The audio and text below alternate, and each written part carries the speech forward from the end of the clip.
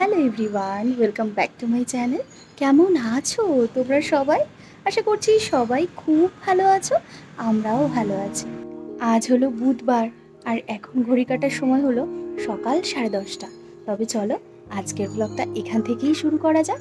আশা করছি আজকের ব্লগটা দেখতে তোমাদের ভীষণ ভালো লাগবে। আজকে সকালে ঘুম থেকে উঠতে অনেকটা বেলা হয়ে গিয়েছে জানো।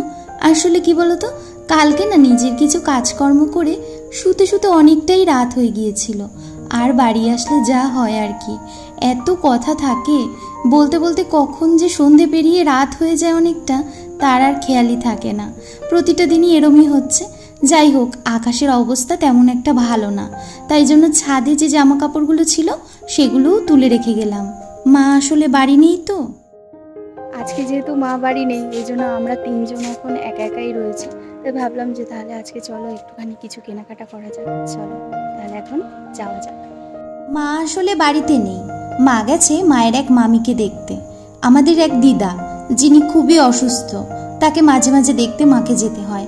আসলে তার ছেলে মেয়ে কেউই নিজের কাছে থাকে না, দেখাশুনো করার জন্য কয়েকজন লোক থাকে, তাই নিজের বলতে মাই কাছে থাকে। আর এখন আমি, আমার বর আর আমার ভাই, আমরা তিনজন যাচ্ছি একটু কেনাকাটা করতে। আর দেখো, এখান থেকে যেতে যেতে পাড়ার এক দাদুর সাথে আমাদের দেখা হয়ে গেল। ভাই যেহেতু হেঁটে হেঁটে আমাকে ভিডিও করে দিচ্ছে, তাই জন্য ওই দাদু আবার ভাইয়ের সাথে একটু ইয়ার্কি করলো। আর এখন যে রাস্তাটা দিয়ে তোমাদেরকে নিয়ে যাচ্ছি, জানো এই রাস্তাটায় একটা সময় আমার অনেক আসা যাওয়া ছিল। যখন টিউশন পড়তাম তখন তো এই রাস্তাটা দিয়েই যেতে হতো। আর এই গলিতেই আমার প্রচুর বান্ধবীদের বাড়িও রয়েছে। আজ বেশ কয়েক বছর পরে এই রাস্তা দিয়ে যেতে যেতে সেই ছোটবেলার দিনগুলোর কথা মনে পড়ে গেল। যাই হোক, চলে এসেছি এখন অনেকটাই কাছাকাছি। তবে জানো, এরকম ওয়েদার থাকলে হবে কি, ছাতাটা খুলতেও পারছি না, আবার ভীষণ গরম। কিন্তু রোদ না থাকলে কি ছাতা খোলা যায় বলো? এতক্ষণে কিন্তু আমরা পৌঁছেই যেতাম জানো, কিন্তু এই আমার ভাই আমাকে এই জায়গাটা দেখানোর জন্য ঘুরিয়ে ঘুরিয়ে এখন নিয়ে যাচ্ছে জানো। আসলে এই জায়গাটা আমি আসিনি, সেই অনেক বছর আগেই এসেছিলাম, মানে প্রায় 3 বছর 3.5 বছর আগে এখানে এসেছিলাম। কিন্তু এই জায়গাটা এত সুন্দর চেঞ্জ হয়ে গেছে না। এটা কোথায় বলো তো? হাবড়ায় যারা থাকো তারা তো অবশ্যই জানো, অ্যাথলেটিক ক্লাবের এখানে। তবে হ্যাঁ, জায়গাটায় এসে আমার ভীষণ ভালো লাগলো। চারিপাশে এত সুন্দর সবুজ দেখা যাচ্ছে। আর এখন এসেছি একটু সোনার দোকানে। তবে এখানে এসে বসে রয়েছি প্রায় 40 মিনিট হয়ে গেল জানো। এই দোকানের ভিডিও ফেসবুকে ছেড়ে এত ভাইরাল হয়ে গিয়েছে যে এখন দূর দূর দিয়ে মানুষ আসে। আর এখানে জিনিস কিনতে আসলে পর প্রায় 1.5-2 ঘন্টা লাইনে দাঁড়িয়ে কুপন নিয়ে তারপর কিনতে হয়। ব্যাস, বেঁচে গেছি। বাবা, সোনার দোকানে যে এতটা টাইম লেগে যাবে আজকে, তা যদি আগে বুঝতাম তাহলে আজকে সকালবেলা আরও আগে ঘুম থেকে উঠে যেতাম। যাই হোক, ভীষণ ক্লান্ত হয়ে এখন আইসক্রিম খাচ্ছি আমরা তিনজন। আসলে আমাদের এখানে একটা নতুন আইসক্রিমের দোকান হয়েছে জানো। আর কি দারুণ যে সুন্দর করে সাজিয়েছে দোকানটা। যেমন সুন্দর সাজিয়েছে ততটাই সুন্দর আইসক্রিম খেতে। এত সুন্দর সুন্দর কিউট কিউট দেখতে আইসক্রিম রয়েছে না, বাচ্চারা এমনি দৌড়ে দৌড়ে চলে আসছে জানো। বাচ্চাদেরকে কি বলবো, আমরা বড়রাই এখানে এসে মনে হচ্ছে একটার পর একটা খেয়ে যাই। আর কি স্বাদ, সে যেন অমৃত।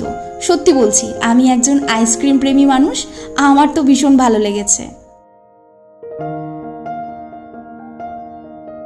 আর আইসক্রিম খেয়েই চলে এসেছি এবার ব্যাগের দোকানে। আগে থেকেই ঠিক করে রেখেছিলাম পুজোর সময় ব্যাগ নেব। তবে এই দোকানটা এবার প্রথমবারই আসলাম। প্রতিবার না অন্য আরেকটা দোকান থেকে নেই, কিন্তু এবার ওই দোকানটায় যেতে গেলে অনেকটা ঘুরে যেতে হবে। আর দেখলাম এই দোকানটায়ও দারুণ কালেকশন রয়েছে, তো ওই জন্য ঢুকে পড়লাম। আর আমি এখন নিচ্ছি হটসির ব্যাগ। এর আগেও আমি হটসির ব্যাগ ব্যবহার করেছি, ভীষণই ভালো কোয়ালিটি, তাই জন্য নিশ্চিন্তে চোখ বুজে দোকানে ঢুকেই আগে বলে দিয়েছি আমাকে হটসির ব্যাগ দেখাও। দাঁড়াও, এবার একটু কাঁধে নিয়ে আয়নায় দেখে নিই নিজেকে কেমন লাগছে। বেশ কিছু কেনাকাটা করে চলে এসেছি বাড়িতে, কারণ কি বলতো, মাকে বলে দিয়েছিলাম ভাতটা আমি গরম গরম করব, ওই জন্য ভাতটা এসে বসিয়ে দিলাম আর একটু আলু ভাজা বসিয়ে দিচ্ছি। মা ডাল তরকারি এসব করে রেখে গিয়েছিল, তো ওই জন্য ভাবলাম যে আমি একটু আলু ভাজা করে নিই। আর মা আবার বলে দিয়ে গেছে তার জামাইকে একটু হাঁসের ডিম অমলেট করে দিতে, যেটা আমার বর ভীষণ পছন্দ করে। তো যেটা বলছিলাম, ভেবেছিলাম কি একদিনেই আমার সব কেনাকাটা হয়ে যাবে জানো, কিন্তু ওই সোনার দোকানটায় গিয়ে এত সময় লেগে গেল যে সব কেনাকাটা আমার একদিনে হলো না। এখনও কিছু কেনাকাটা বাকি রয়েছে গো। নতুন ফ্ল্যাটটা একটু পুজোর আগে সাজাবো, তার জন্য তো কিছু কেনাকাটা বাকিই থাকে, তাই না? আর আমার আবার হাবড়ায় কেনাকাটা করতে না বেশি ভালো লাগে। আসলে ছোট থেকে এখানে বড় হয়েছি তো এই জায়গার ওপর একটা আলাদাই টান। যখনই হাবড়ায় এসে দাঁড়াই এত শান্তি লাগে, মানে সে যেন পরম শান্তি, বুঝলে? যাই হোক, এদিকে আলু ভাজিটা হয়ে গেলেই ওদেরকে খেতে দিয়ে দেবো, ওদের আবার খিদেও পেয়ে গিয়েছে। তবে জানো, আজকে না ব্যাগ কিনতে গিয়ে একটা কাণ্ড হয়ে গিয়েছে। কিনতে গিয়েছিলাম একটা ব্যাগ, পছন্দ হয়ে গিয়েছে দুটো ব্যাগ। এখন একটা ব্যাগ নিয়ে এসেছি, আর একটাও নিয়ে আসতাম, কিন্তু ওটা আবার অন্য ব্র্যান্ডের, আর ওটায় না হালকা একটু দেখলাম সুতোটা কেমন উঠে উঠে গেছে, মানে একটু ডিসপুট রয়েছে। তবে ওনারা বলছিল যে ওইটা যদি নেই তাহলে অনেকটা ডিসকাউন্ট করে দেবে, কিন্তু আমি আর ওই ডিসপুট দেখে নিলাম না। তো বললাম যে ওই ব্র্যান্ডের ওই একই সেম কালারের সেম মডেলটাই আমাকে একটা এনে দিতে। ওনারা বললো ঠিক আছে, দুদিনের মধ্যেই এনে দেবে। ব্যাস, তাহলে এবার পুজোয় দুটো ব্যাগ হয়ে যাবে জানো। আমার যে কি ভালো লাগছে, তবে দুটোই যদি একবারে আনতে পারতাম আরও বেশি ভালো লাগতো। আর এদিকে এখন আমি আমার ফেভারিট গ্লুকন্ডি বানাচ্ছি, কারণ এই ফ্লেভারটা সব থেকে বেশি আমি পছন্দ করি, তারপর আমার ভাই। আর বাড়ি এসে দেখলাম যে আগে থেকেই ফ্রিজে এটা আনা রয়েছে, তো আমি এসে এটা সিলটা আমি ওপেন করলাম। আর সত্যি কথা বলতে বিয়ের আগে এই সমস্ত কাজগুলো আমিই করতাম, তো ওই জন্য এগুলো যদি বাড়িতে পড়েও থাকে না, মানে করে খাওয়ার কেউ নেই, বুঝলে? মা বাবা কেউ তো এটা খাই না, ওই খাওয়ার মধ্যে আমি আর ভাই খাই। তো ভাই তো ছেলে মানুষ, ও কি আর করে খাবে বলো? তো ওই জন্য করলাম কি, আমি করলাম, করে আমরা তিনজন খেয়ে তারপর না স্নানটা সেরে নিলাম। আর এই যে স্নান থেকে এসেই আগে ডিম ভাজা করে নিচ্ছি, তিনজনের জন্য তিনটে গরম গরম হাঁসের ডিম ভেজে নিচ্ছি। সত্যি কথা বলতে একটা সময় এত হাঁসের ডিম খেয়েছি, আমাদের বাড়িতে না পোলট্রির ডিম খাওয়া হয় না, তো ওই জন্য কি বলতো, মুরগি পোলট্রি যেহেতু খাওয়া হয় না, হাঁসের ডিমটাই আমরা খাই। আর এত হাঁসের ডিম খেয়েছি তখন আর না এত ভালো লাগতো না। এখন যেহেতু অতটা খাওয়া হয় না, খুব কম খাওয়া হয় হাঁসের ডিম, তো এই জন্য এখন কি হয়, শুধু হাঁসের ডিম খেতে মন চায়।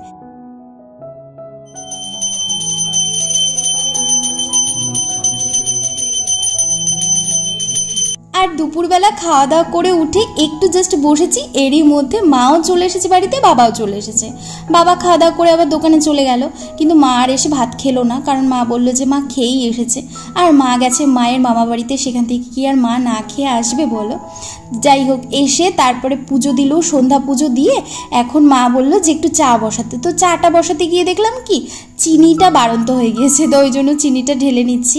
আমাদের কি হয় বলো তো, আমাদের না একটা বড় একটা জায়গায় চিনিটা রাখা হয়, আবার একটা ছোট একটা জায়গায় রেখে দেওয়া হয়, মানে ছোটটা যখন খালি হয়ে যায় তখন বড়টা থেকে আবার ঢেলে নেওয়া হয়, তাই সেটাই করছি এখন।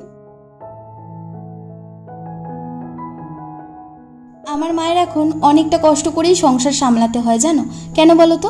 মায়ের মামি যেহেতু অনেকটাই অসুস্থ, বয়স হয়ে গিয়েছে, অনেক কিছু মনে রাখতে পারে না, তাই জন্য হয় কি আজকে যদি তাকে দেখতে যায়, কালকে সকালে ফোন করে আবারও কান্নাকাটি করে, বলে কতদিন হয়েছে তোকে দেখি না, তাই মাকে আবারও ছুটে যেতে হয়। কি আর করার, যেহেতু উনি মাকে এত ভালোবাসে, ওই জন্য আমরাও সবাই না বলি যে ঠিক আছে, তোমার যেহেতু মা এখানে থাকে না, তোমার মা অনেক দূরে থাকে, তাই তুমি সেই জায়গাটায় তাকে দিয়ে পূরণ করো। আর তাছাড়া মায়েরও বাড়িতে নাকি একা একা থাকতে ভালো লাগে না, ওই জন্য মামির কাছে গেলে নাকি বেশি ভালো লাগে। আর এখন আমার বর আর ভাই হোম থিয়েটার ঠিক করছে, মানে আমার বিয়ের আগের যে হোম থিয়েটারটা ছিল সেটা নাকি কি সাউন্ডের সমস্যা হচ্ছে, তো সেইগুলো এখন আমার বর ঠিক করে দিচ্ছে ভাইকে। ওই ভেতরে নাকি কি তুলো টুলো দিলে সাউন্ড ফাউন্ড ভালো আসবে, সেই সব করছে। এদিকে মাও আবার চা করে নিয়ে চলে এসেছে, আমরা এখন এই যে রুটি আর চা খাবো, সন্ধেবেলার টিফিন, বুঝলে? আচ্ছা, এবার তোমাদেরকে একটু দেখাই আজকে সেই সকালবেলা সোনার দোকানে গিয়ে অতক্ষণ ধরে আমি কি করেছি। এই যে এই 2 জোড়া ভাইরাল পলা নিয়ে এসেছি, 1 জোড়া আমার জন্য আর 1 জোড়া মায়ের জন্য। অনেক দিন আগেই ঠিক করে রেখেছিলাম জানো, যে পুজোর সময় মাকে 1 জোড়া ভাইরাল পলা এনে দেবো আর আমিও 1 জোড়া নেব। বেশ সুন্দর কিন্তু ডিজাইনটা, তাই না বলো? আর এখন না এতটাই এটা চলছে যে সবাই নিচ্ছে, সবাই পরছে, তাই আমরাও বা বাদ যাই কেন? আর হ্যাঁ, তোমরা কারা কারা ভাইরাল পলা অলরেডি পরে ফেলেছো আর তোমাদের এই ডিজাইন কেমন লাগছে তা কিন্তু অবশ্যই কমেন্ট করে জানিও কেমন। তবে হ্যাঁ, আমার আবার এই ডিজাইনটা ভীষণ ভালো লেগেছে জানো। আসলে কি বলতো, অনেকগুলো দিন ধরে না আমি ভেবে রেখে দিয়েছিলাম, সেই কেনা আর হচ্ছিল না জানো। হাবড়ায় আসছিলাম কিন্তু যাবো করে আর যাওয়া হচ্ছিল না। দেখো ডিজাইনটা কি সুন্দর হয়েছে না? সত্যি কথা বলতে অনেক দিনের একটা শখ পূরণ হলো আজকে আমার জানো। এই আমগুলো হলো আমাদের গাছের গাছ পাকা আম, যেই আম আমি এখন প্রথম খাচ্ছি। এর আগেও হয়েছে 2-1 বার, তবে কি বলতো সেগুলো না পাখিতেই খেয়ে নিত। বাবা আমার জন্য গাছে রেখে গাছে আম পাকিয়েছে, তাই দোকান থেকে এসেই বলছে যে আগে আমটা এখন কেটে খা।